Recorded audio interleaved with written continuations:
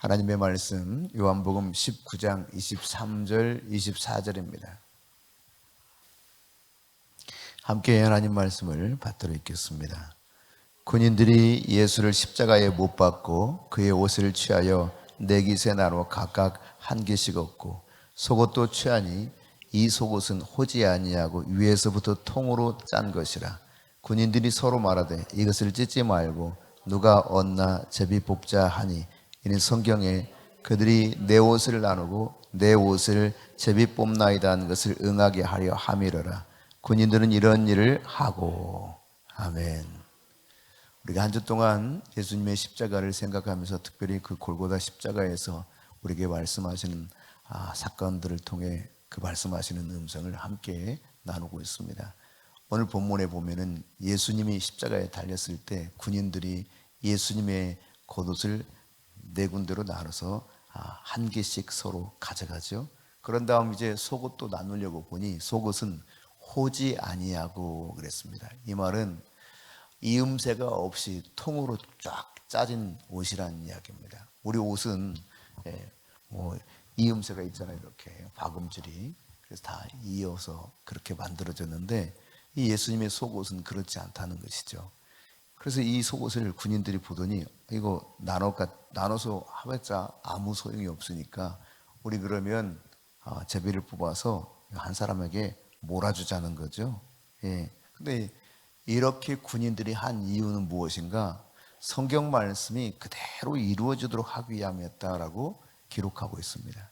시편 22편 18절에 보면 바로 이 내용이 예언적으로 선포되어 있죠. 이 예언의 말씀이 응하여진 사건 중에 하나가 오늘 본문 속에 나와 있다는 것입니다. 예수님은 가진 것이 없었습니다.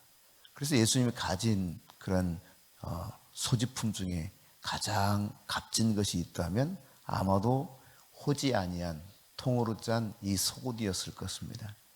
유대 전통에 따르면요, 이들은 아들이 집을 떠날 때 어머니가 호지 아니한 통으로 짠 옷을 만들어서 입혀주면서 이것이 집을 떠나는 아들에게 주는 선물로 통상적으로 여겨졌습니다. 우리가 예수님이 이 속옷을 입었을 때 육신의 어머니인 마리아가 어떤 의미로 그에게 주었는지 잘 모르겠지만 분명한 것은 성경의 말씀이 이루어지도록 하기 위해서 이 호지 아니한 속옷을 입고 계셨고 군인들은 이것을 벗겨서 가지기를 원했는데 보니 그렇게 되어 있길래 제비 뽑아 한 사람이 갖기로 결정했다는 것이죠. 여러분, 왜 이것이 중요한가 오늘 같이 나눠보려고 합니다.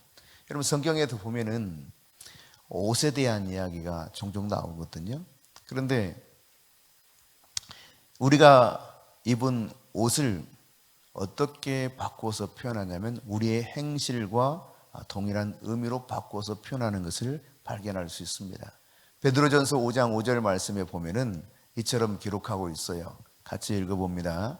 젊은 자들아 이와 같이 장로들에게 순종하고 서로 겸손으로 허리를 동이라. 겸손으로 허리를 동이라.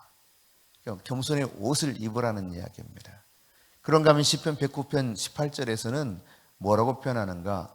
저주하기를 옷 입듯 했다, 이런 표현을 써요. 그러니까 옷을 이야기하는데 결국은 삶과 행실과 연결지어서 성경에서 말씀하고 있다는 이야기죠. 그러니까 옷은 사람의 성품을 상징할 수 있는 것을 깨달을 수 있습니다. 그러니까 예수님의 성품은 마치 호지 아니한 통으로 짠 옷처럼 아무런 문제가 없는 그런 성품이었다고 하는 것을 내포하고 있어요. 과거에 여러분 이 솔기가 없는, 그러니까 호지 않았다라고 하는 것은 솔기가 없는 옷을 말하거든요. 우리 쉬운 성경으로 오늘 본문의 말씀을 다시 한번 같이 읽어보도록 하겠습니다. 군인들은 예수님을 십자가에 못 박은 뒤에 그의 옷을 네 조각으로 나누었습니다. 그리고는 저마다 한 조각씩 나누어 가졌습니다. 그들은 속옷도 가져갔는데 그 옷은 위로부터 아래까지 완전히 통으로 짠 것이었습니다. 그래서 군인들은 이것은 찢지 말고 제비를 뽑아 누가 가질지 정하자라고 말하였습니다. 이런 일이 일어난 것은 그렇게 되리라고 말한 성경 말씀을 이루기 위해서였습니다. 그들이 자기들끼리 내 옷을 나누고 내 옷을 가지려고 제비 뽑나이다. 굉장히 시편의 말씀을 인용해서 이와 같이 기록하고 있는 것을 보게 되는데, 이 혼다라고 하는 것을 솔기가 있다 이런 표현을 쓰기도 해요. 그러니까 솔기라고 하는 것은 과거에 갑옷을 이렇게 만들 때 이음새가 있는 그런 곳, 이것을 솔기가 있다 그럽니다. 솔기, 혼다라고 하는 것. 그러니까 이 표현을 이제 헬라어로서는 아라포스라고 해요. 아라포스. 그러니까 아는 부정접두사입니다. 랍토라고 하는 바느질하다라고 하는 단어가 합성되어서 만드는 것인데, 바느질하지 않은 그런 말이에요. 솔기가 없다 이 말은 바느질을 하지 않았다라는 이야기거든요. 근데 과거에 갑옷을 이렇게 뜰 때 이어지는 이 바느질 이음새 하는 지역이 가장 위험한 부분, 제대로 막히지 않는 것이기 때문에 그런 상황인데요.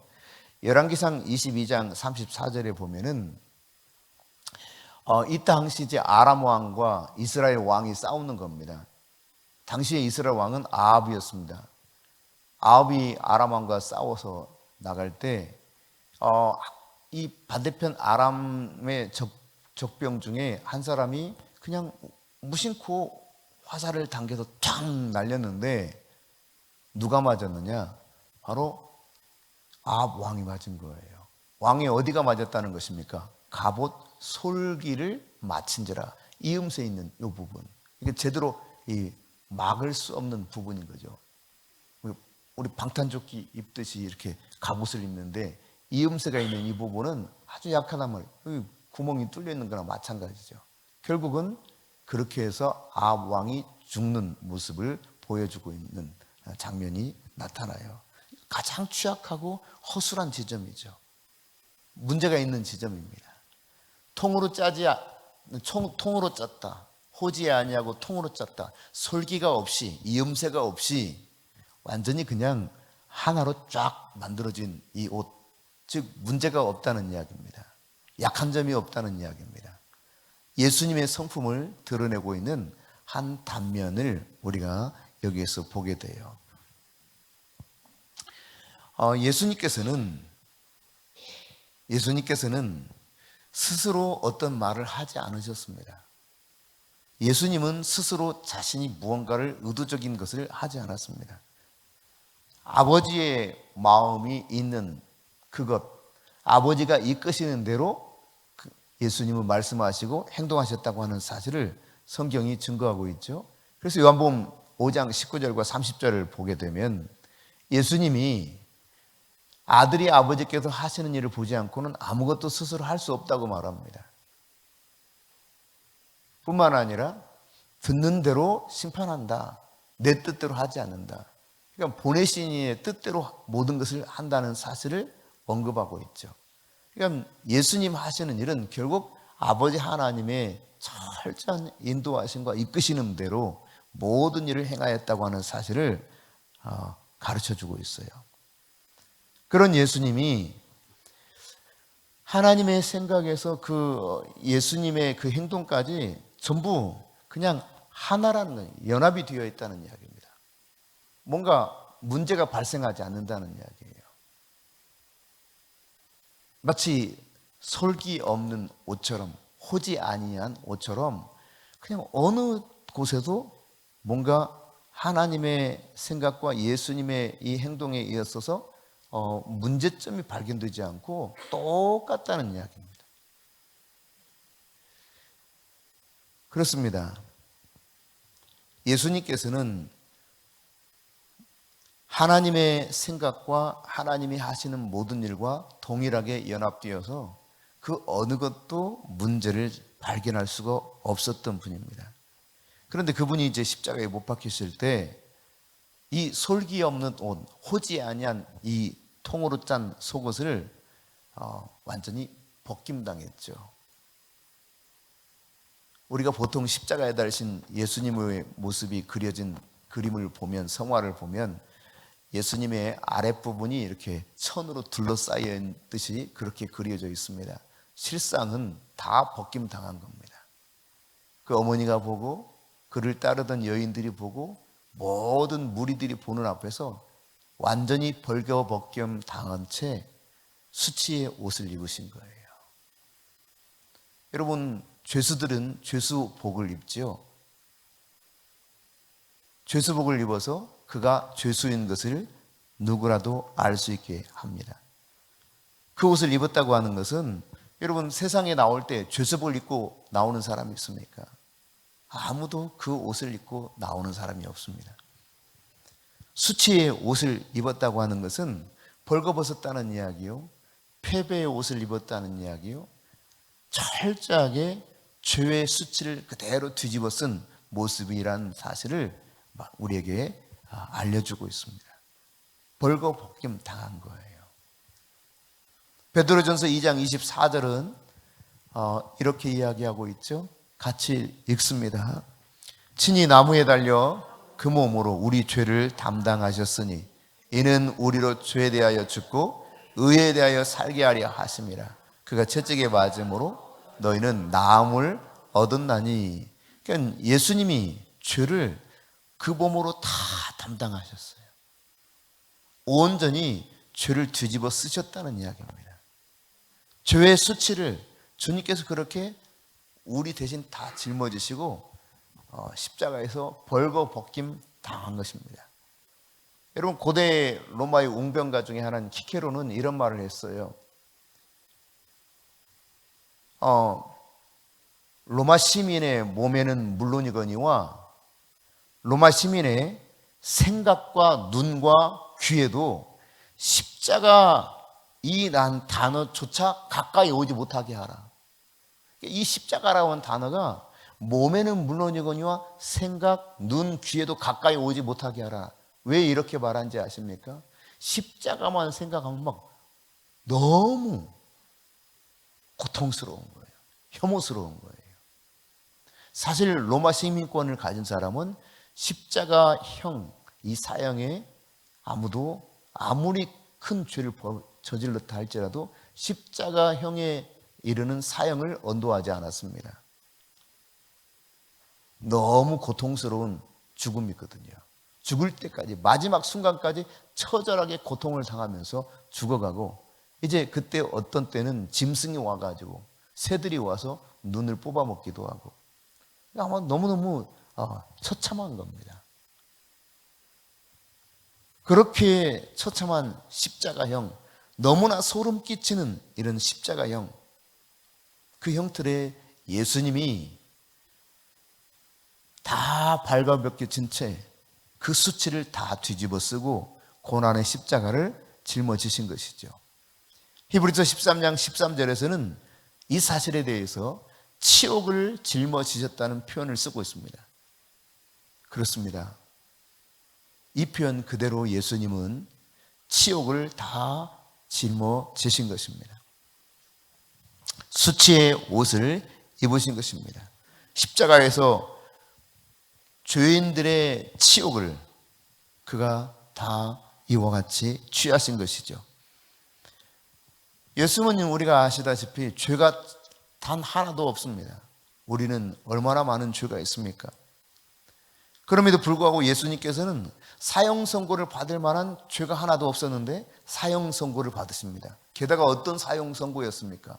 앞서 말한 키케로가 정말 생각조차도 이 십자가형이 우리 가까이 오지 못하게 해라, 눈과 귀에조차도 가까이 오지 못하게 해라 했던 그 처참한 참혹한 그 십자가 형틀에 소름 끼치는 십자가형을 언도받고 거기에서 온갖 수치를 다 당하시면서 피 흘려 우리 대신 죽으신 예수님이십니다.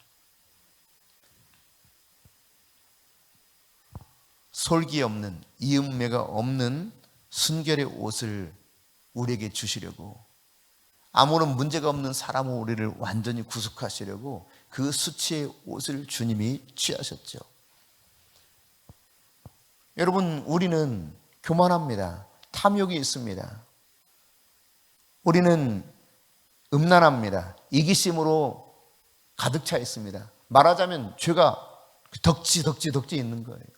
옷을 누더기로 누덕 지은 것처럼 우리는 온갖 죄와 수치가 그냥 누더기처럼 덕지 있는 우리의 옷, 우리의 성품이 드러나는 모습이라면, 주님은 아무 죄도 찾을 수 없는 통으로 짠 속옷과 같은, 하나님의 생각과 온전히 그의 삶이 하나로 연합된 그런 분이셨습니다. 그분이 이 옷을 다 벌거벗김 당하시고 모든 사람들 앞에서 가장 수치스럽고 혐오스럽고 너무도 고통스럽고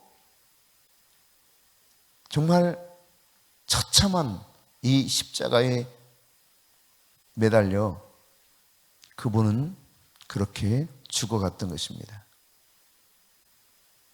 예수님께서 나와 우리와 자리를 바꾸신 거죠.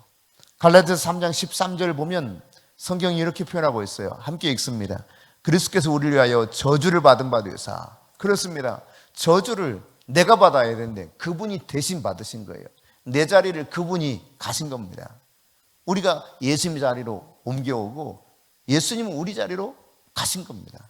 저주를 대신 받으셨어요. 이로 인하여 우리가 저주에서 속량을 받게 된 것입니다. 왜 그러면 이렇게 하셨습니까? 이어서 14절에 이렇게 표현하고 있어요. 같이요.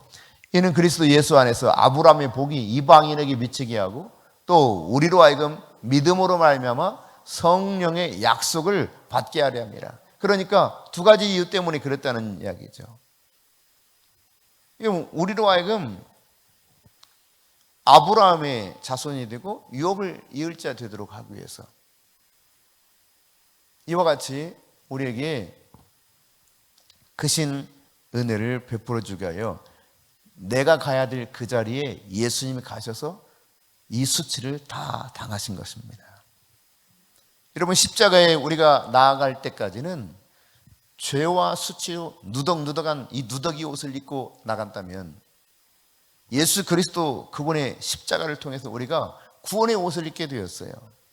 그래서 이사야 선지자는 우리에게 그렇게 표현하고 있습니다. 하나님으로 말미암아 즐거워할 수 있는 이유가 무엇인가? 그가 구원의 옷을 입혀주셨다는 것이죠. 공의의 겉옷을 입혀주셨다는 것입니다. 예수님이 나에게 이 구원의 옷, 공의의 겉옷을 입혀주시고 그분은 수치의 옷을 다 입으셨어요. 죄의 옷을 다 가져가셨습니다. 내가 있어야 될 그 자리에 주님이 달리신 것입니다. 갈라디아서 3장 27절에 보면 우리를 이렇게 말하고 있어요. 세례를 받은 자가 그리스도로 옷 입었다. 그러니까 그리스도로 옷을 입은 자들이 세례받은 자들이다. 여러분, 물론 형식적으로 세례에 응해서 세례를 받은 자를 말하는 것은 아닙니다. 세례를 받는다고 하는 것은 내가 그리스도와 온전한 연합을 이루어서 예수 그리스도와 함께 죄에 대해서 죽고 이제는 의에 대해서 사는 존재로 완전히 탈바꿈한, 그러니까 예수님이 나의 구주가 되실 뿐만 아니라 예수님이 내 인생의 주인이라는 사실을 확실하게 인정하고 만인 앞에서, 성부, 성자, 성령 앞에서 그 의식을 행하는 것을 말하고 있죠. 이로 인해서 우리가 그리스도로 옷 입었다. 그러니까 공의의 옷, 구원의 옷을 완전히 입게 된 존재가 세례받은 성도라고 하는 사실을 말씀하고 있습니다. 여러분, 고대 세계에서는요, 친구의 옷을 서로 입기도 했습니다. 아주 정말 절친한 친구가 오면 그 친구가 친구에게 옷을 주기도 했어요. 아무에게나 주지 않았습니다. 친구가 자기 옷을 친구에게 준다고 하는 것은 정말 표현할 수 없는 최고의 사랑을 표현하는 것으로 이해되는 시대였습니다. 그럼 끊어내야 끊을 수 없는 우정의 표시로 친구의 옷을 입은 거예요. 오늘 예수 그리스도로 옷 입었다라고 하는 것은 끊을래야 끊을 수 없는 하나님의 사랑으로 우리가 연결되어 있는 존재요. 그리스도의 옷을 입었다고 하는 것은 우리가 완전히 죄와 수치로부터 벗어나서 하나님의 공의의 겉옷을 입힌 바 된 존재가 되었다고 하는 사실을 가르쳐주고 있습니다. 갈라디아서 3장 26절부터 27절 함께 읽겠습니다. 너희가 다 믿음으로 말미암아 그리스도 예수 안에서 하나님의 아들이 되었으니 누구든지 그리스도와 합하게 하여 세례를 받은 자는 그리스도로 옷 입었느니라. 예수 그리스도로 옷 입었다, 의의 옷, 공의의 옷을 입었다라고 하는 것은 바로 세례를 받음으로 인해서 완전한 연합을 이룬 존재가 되었다는 것이죠. 그런데 이 사실을 증명해 줄 수 있기 전에 뭐가 필요한가? 앞서 26절에서 표현하고 있는 것처럼 예수 그리스도 안에서 믿음으로 하나님의 자녀가 된 것을 인정하는 하나의 의식이 세례였어요. 진정한 하나님의 자녀되었다라고 하는 것을 인정하는 의식, 이것이 바로 그리스도로 옷 입은 세례의 모습으로 표현되고 있습니다. 여러분, 그리스도 예수로 옷 입은 자는 어떤 유익이 있는가? 수치의 옷을 다 벗어버리고 이제 죄의 옷, 패배의 옷, 실패의 옷, 모든 수치의 옷을 다 벗어버리고 예수 그리스도와 연합하여서 믿음으로 말미암아 세례를 받은 자에게 그리스도로 옷 입었다고 하는 것은 어떤 유익이 있다는 것인가? 성경을 보겠습니다. 같이 읽습니다. 너희가 그리스도의 것이면 곧 아브라함의 자손이요 약속대로 유업을 이을 자니라. 그렇습니다. 두 가지를 이야기합니다. 첫째는 아브라함의 자손이 됐다는 것입니다. 하나님 품에 안길 수 있는 아브라함의 자손. 그리고 그렇게 되었다고 하는 것은 동시에 하나님이 약속하신 대로 유업을 이을 자가 되었다. 유업을 잇는다는 말은 무슨 말입니까? 상속자가 되었다는 이야기입니다. 여러분, 우리가 하나님 나라에서 하나님의 상속자가 되었어요. 그리스도와 동일하게. 세상에서 큰 부자의 상속자만 돼도 얼마나 온 세계에서 토픽감입니까? 언젠가요? 어떤 부자인지 기억이 안 나는데 그 부자가 죽었는데 이게 유서를 딱 보니까요. 자기가 기르던 개에게도 유산을 물려줬어요. 그래서 개가 얼마나 큰, 말하자면 부자 개가 됐는지 얘가 죽을 때까지 막 어마어마하게 매일매일 돈을 써도 돈이 너무 많이 남아. 그래서 해외 토픽감이 된 적이 있죠. 아마 여러분도 들어보셨을 겁니다. 한 개인이 자기 유산을 조금만 물려줘도 이런 엄청난 토픽감이 됐는데 우리가 예수 그리스도로 옷을 입었을 때 믿음으로 말미암아 그와 연합하여서 예수 그리스도로 옷 입어 이 구원의 옷, 공의의 겉옷을 입게 된다면 우리는 약속대로 유업을 이을 자가 되었다. 하늘나라 상속자가 되었다는 사실입니다. 가봐야 알겠지만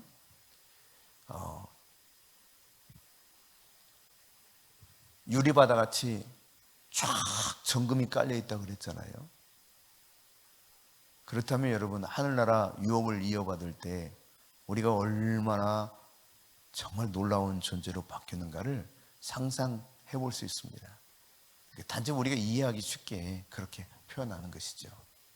아브라함의 자손이 되고 게다가 하늘나라 유업을 이을 자가 되었다고 하는 사실을 오늘 수치의 옷을 대신 입은 예수 그리스도 통해서 우리에게 이루어진 사건이라는 것을 기억하고 우리 주님께 감사하실 수 있기를 바랍니다.